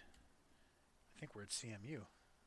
Are you guys Yes. going to that thing? We are not at that one. I know we're hosting Dakota State. I believe you guys play Columbia on Thursday, I believe. Okay. So still, again, your relievers are going to be plenty rested for that series no matter what you do today. And Another new that's- pitcher. This is 24. That'll be a fun game to open that one up with for you guys. If I believe it is Columbia, just we got done playing them. They are good. Yeah, we played them. We played them twice, I think, last year and split with them. I Yes, think one was at your place. yes, that it make was. sense? Yes, they're better than they were last year. They walked us off last year. And it's Thursday at 4:00. You guys play them. Okay. So they got 3 starters right now. I'd imagine just based off of when Columbia's played this week, you'll probably face either Bryce Taylor or Reese Clapp, which Clapp is who we faced this past weekend. He was actually coming into this week. He was the reigning NAIA Ball National Pitcher of the Week. Oh, wow. Struck out 14 against Graceland 2 weeks ago. How'd you guys do? We got 1 hit. Oh, jeez.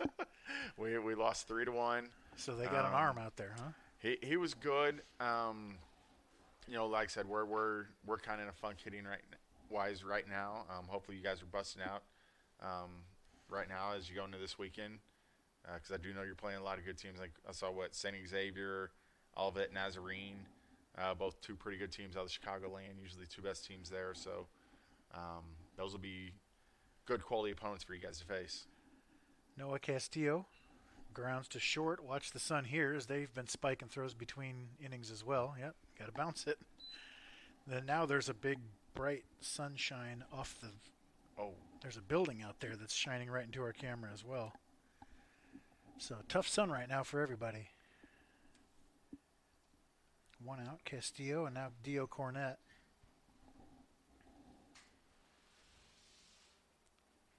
Columbia's always seems to be good at everything. Just solid at everything. yes, they got something in the water down there. At least they've figured out the scholarship structure. Yeah, there it is. That's always what it comes down to, it seems, right? No doubt. Chopped foul. This is Dio Cornett. And Coach Munns does a great job on the baseball side with what they do. Always has a great pitching staff. Not 100% for sure. He didn't play against us, but I think their preseason All-American Indy Stanley will likely be back in the lineup Thursday against you guys, just in time. So, Well, that's comforting. well, you got to figure if a guy's been out a couple weeks injured, timing's going to be a little off, right? Yeah, we'll So- hope so. But no, they were very impressive when we played them with what their lineup is, and not sure who you guys will throw, but I'd imagine usually like that is spot based off what I know of your guys' roster. Trevino's a guy that could Yeah. give you guys a nice outing versus them because he has the ability to mix and go in out. Yeah, he was the number 1 all last year. Drilled into center field and deep. Not that deep. And not that drilled. He's so close to breaking out. Yeah, though. he is. That looked good. And I thought he was trotting like he got it, but he knew that he didn't. That's what he was doing. This is Melendez. Haven't seen a lot of him except that he's huge. He is big. I think I walked by him before the game. I was kind of like, dang, who's this guy? Yeah. What are we looking at?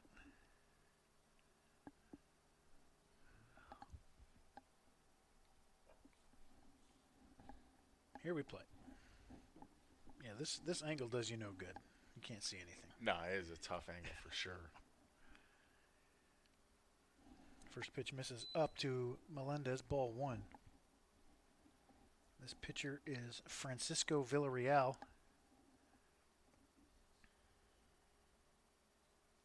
Francisco, that's fun to say.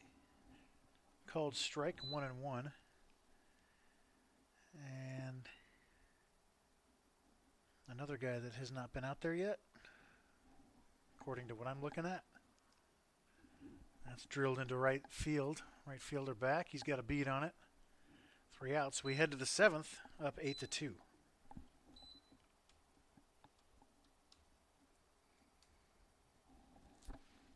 Is it going to be Helland? Well, Helen's not coming out, but nobody's coming in from the pin yet. So Looks like Hurtado.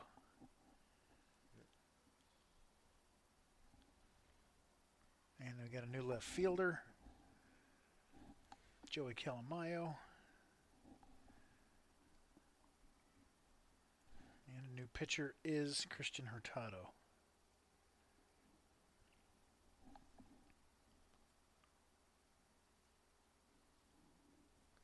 Nope, where's 15 going? He's going out to right. Why is he running like that?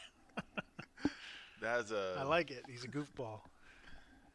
So that's Calamayo for Vogel and not left. I have to figure that out.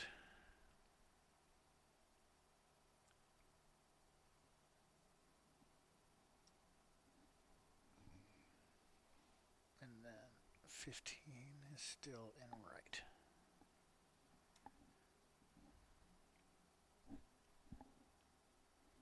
We have to see all that as SIDs. Yes. Figure it all out.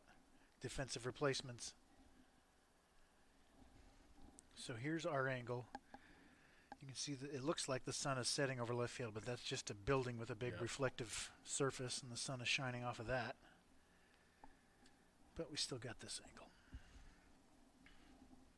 I've heard some coaches don't want a center field angle because of the sign stealing situation. Where do you land on that? Would you like one? I think a lot of us are. You know, we have synergy. I think a lot of teams are moving to having it.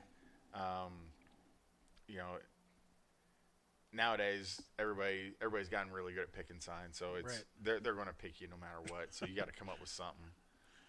Just got to be creative with it. Especially, I mean, those runners at second. You know, I feel like we haven't been doing a good job the past couple of years. I know that we got to get better at it. And Of picking or of hiding? Of hiding. Yeah. It seems like every time we let a runner get second, we find a way to let that guy score. So Right.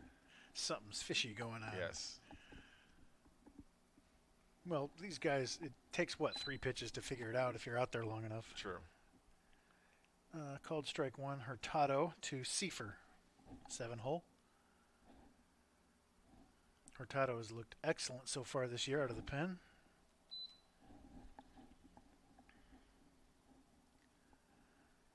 I was definitely really impressed with him when he beat us last year. He just did a real good job of commanding the outside corner with all his pitches, and then occasionally going in when he had to. Hurtado is 0-1 this year, 6 1/3 innings, 10 strikeouts. So big strikeout numbers and an ERA of 2.84.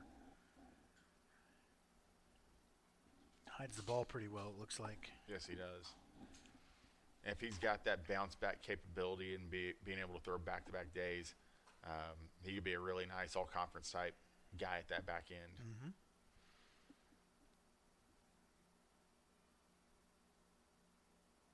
Well, part of the reason MNU Baseball was so good last year, chopped foul at the plate, scoring 10 runs a game helps.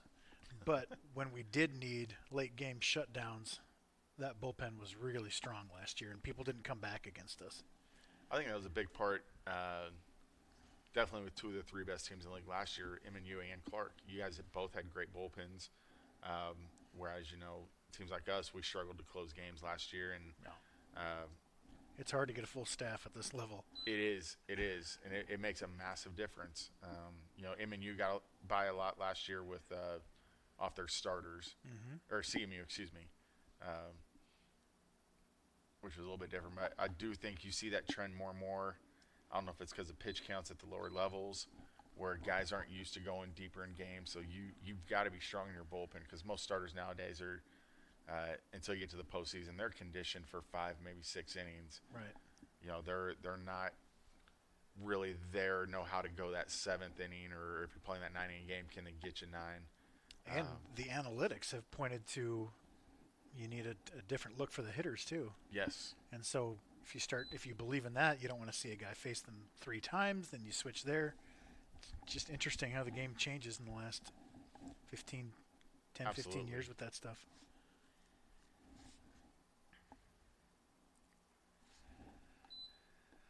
Another late swing from St. Mary. This is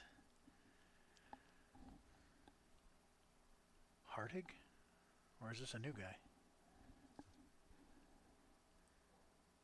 44. That's a new guy.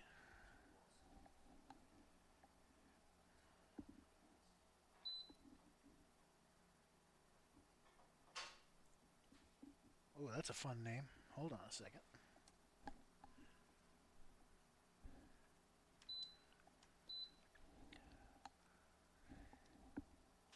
Well, he struck out looking, whatever his name was. Hold on. Wawashuk. Wawasuk. Wawasuk, not Wawash. Wawasik. Yeah. Wawasik. That's awesome. I prefer Wawasuk, I think. That ball misses away 1-0 to the 9 hole. Is this Sadler, or are they pinch hitting again? I don't recognize this batting stance. 7. It's a new guy.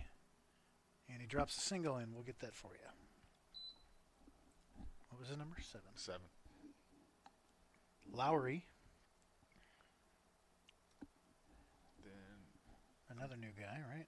yeah, Ramirez, I believe, 43 is coming up to hit now. Number 43, big lefty. Emilio Ramirez. So sit on the bench all game and then come in and face a tough lefty with 2 outs in the 7th. It's a tough task.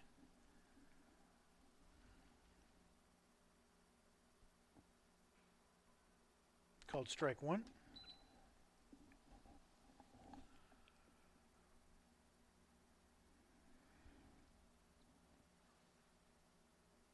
Frank Vogel's at first. Dang it. I was all sorts of screwed up. That misses. Let's see. So Calamayo came in for Castillo, not Vogel. Swing and a miss. Hopefully it doesn't matter, because I'm not fixing it.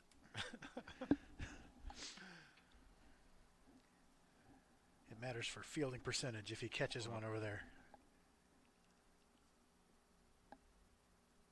I should have known that. Well, Missed if Noah's up for the Gold Glove Right. at the coaches' meeting when we vote on that, I'm going to remember that one. Okay. So if he gets it by 1 put out or whatever. Right. I'm not sure that Castillo's going to be up for the Gold Glove over there if we're replacing him in the late innings. Foul ball. I think he's calling hit by pitch. I think the hitter wants. I think Ramirez wants to hit, and the umpire's trying to reward him first He base. swung at it. What's going on? Let's have a look.